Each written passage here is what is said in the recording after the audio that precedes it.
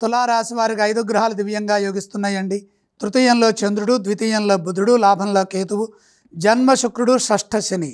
శ్రేష్టమైన కాలం కొనసాగుతుంది. ఆశించిన లాభాలు కలుగుతాయి.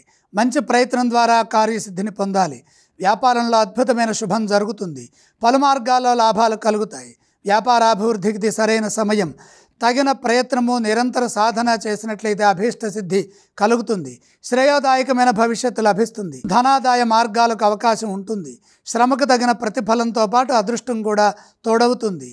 మంచి ఆలోచన సరళితో కాలానికి తగ్గట్టుగా విజ్ఞానపూర్వకమైన కార్యాచరణ అవసరం. ఉద్యోగంలో అణుకువగా పనిచేయాలి.